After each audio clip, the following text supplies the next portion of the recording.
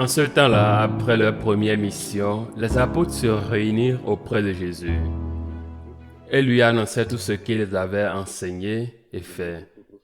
Il leur dit, venez à l'écart dans un endroit désert et reposez-vous un peu. De fait, ceux qui arrivaient et ceux qui partaient étaient nombreux et l'on n'avait même pas le temps de manger. Alors, ils partirent en barque pour un endroit désert à l'écart. Les gens les virent s'éloigner et beaucoup comprirent leur intention. Alors à pied de toutes les villes, ils coururent là-bas et arrivaient avant eux. En débarquant, Jésus vit une grande foule. Il fut saisi de compassion envers eux, parce qu'ils étaient comme des brebis sans berger. Alors il se mit à les enseigner longuement. Acclamons la parole de Dieu. Il y a de nombreuses années, un théologicien protestant calviniste, Karl Barth, un membre important de sa communauté ecclésiale, un érudit des autres branches de l'Église, et dont aussi sont un érudit de l'Église catholique, a dit que la différence entre le catholicisme et la religion catholique se résumait à une lettre, une conjonction, la conjonction copulative et Y que nous disons en espagnol. Parce que si les protestants disaient seule l'écriture, nous, les catholiques, disions la parole et la tradition.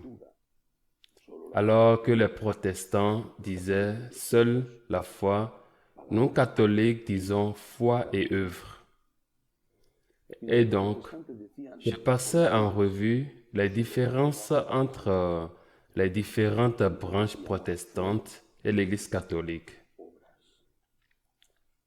J'ai toujours pensé à cette déclaration, à cette thèse de Karl Barth, quand je vois ce que se passe dans l'Église catholique. J'ai 67 ans. Je n'ai aucune notion de ce qu'étaient les choses avant ma naissance, mais d'aussi loin que je me souvienne, j'ai toujours vu la même chose se dérouler, toujours et de manière accentuée. Je fais référence à la protestation de l'Église catholique, et pas seulement parce que certains, surtout dans certaines régions, enseignent la doctrine contraire à l'Église, pas seulement à cause de cela, mais parce que l'Église catholique, une partie importante de l'Église catholique, supprime l'utilisation de cette conjonction copulative et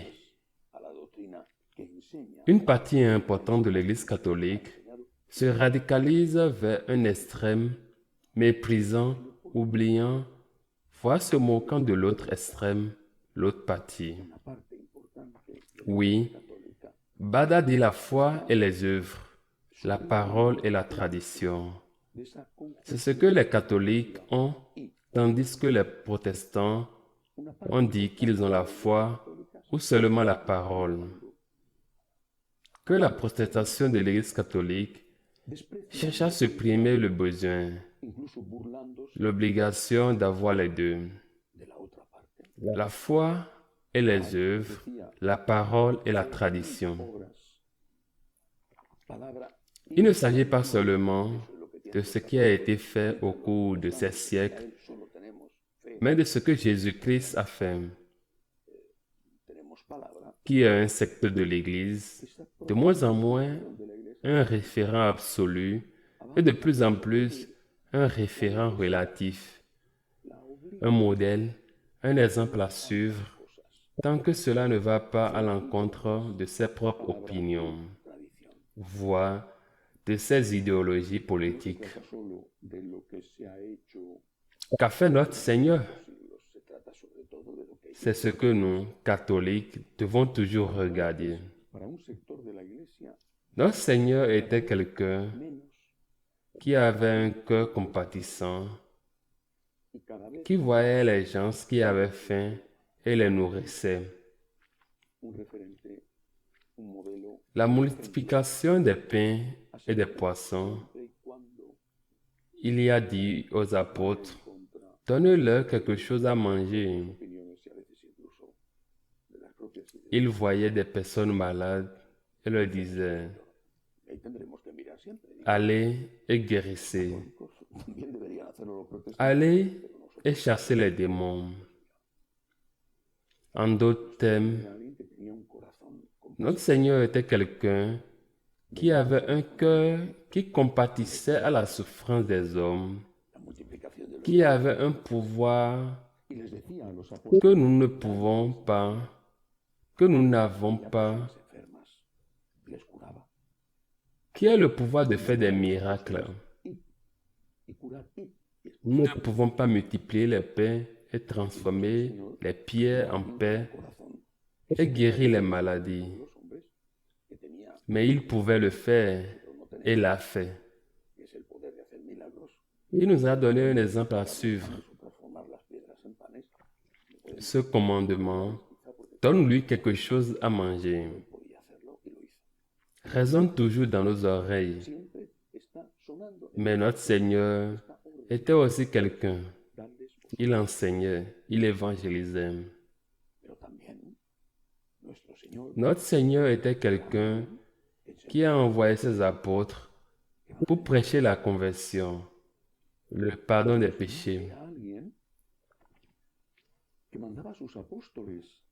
Et quand il dit au revoir, dans le jour de l'ascension, il a quitté la terre et nous a laissés ici avec la mission de continuer son œuvre. Il a dit ceci, allez dans le monde entier et prêchez la bonne nouvelle à toutes les nations. Celui qui croira, se convertira, sera sauvé. Et celui qui ne croira pas sera considéré. Allez baptiser au nom du Père et du Fils et du Saint-Esprit. C'est notre Seigneur, de moins en moins une référence absolue pour un secteur de l'Église, qui ne veut pas voir que notre Seigneur croyait, que notre Seigneur savait que l'homme a une âme et un corps, et que notre Seigneur savait qu'il y a une vie éternelle, et que notre Seigneur savait qu'il ne suffit pas à l'homme de manger, mais qu'il a besoin de toute parole qui sort de la bouche de Dieu. Nous l'avons oublié ou certains l'ont oublié. Ils ont transformé l'Église en une ONG. Ce qui fonctionne ainsi, car nous voyons malheureusement où est passé l'argent collecté pour aider les pauvres avec la collecte à Saint-Pierre. Une ONG, c'est l'Église. L'Église est une organisation non gouvernementale destinée à aider à la recherche d'argent public ou de donateurs, à aider la faim, la guerre, l'injustice, allant même jusqu'à affronter l'injustice quand elle existe, avec des armes, la violence, justifiant l'usage de la violence. C'est l'Église de notre Seigneur. Ce n'est pas ce que Jésus-Christ a fait. Il n'a jamais pris une âme pour tuer des Romains. Il y a eu un apôtre qui venait d'un groupe de zélotes, de tueurs à gages ou de terroristes, dirions-nous aujourd'hui.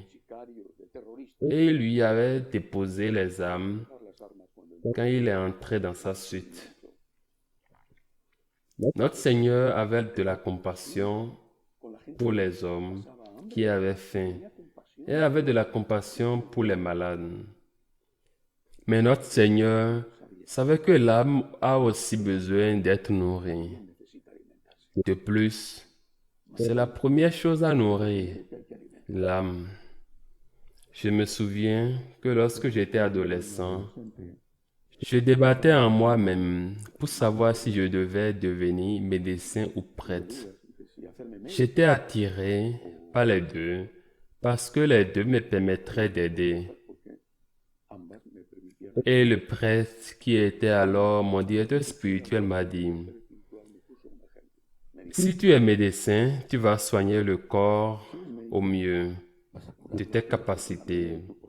Tu vas soigner le corps. Et si tu es prêtre, tu vas soigner le corps et l'âme.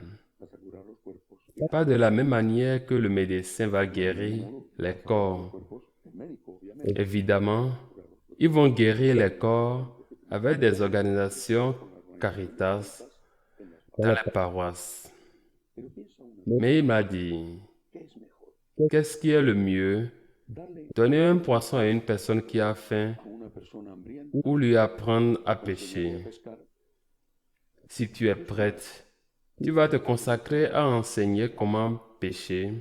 De temps en temps, tu vas aussi donner du poisson à ceux qui ont faim.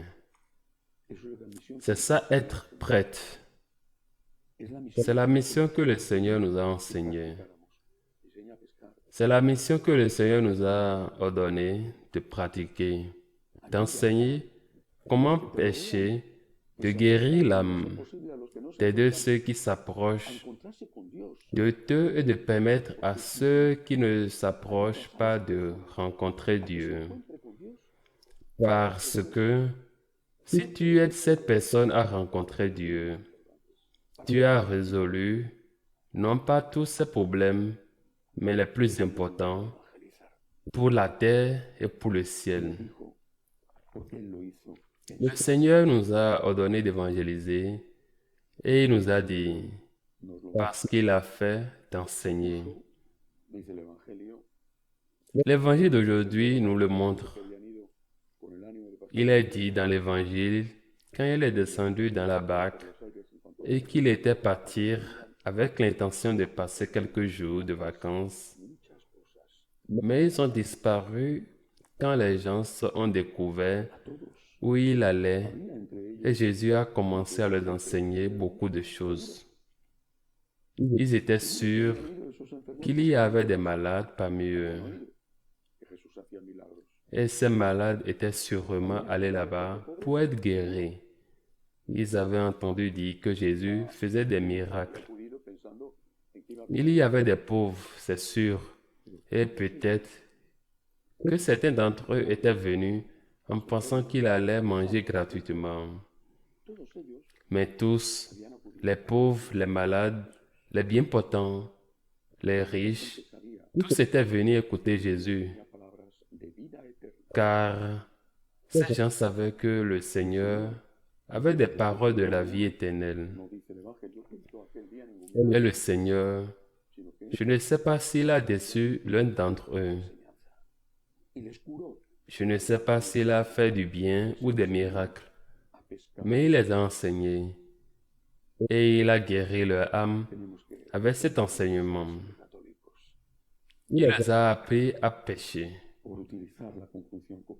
Nous devons nous efforcer de rester catholiques pour l'utilisation de la conjonction copulative et la tradition et la parole, la foi et les œuvres.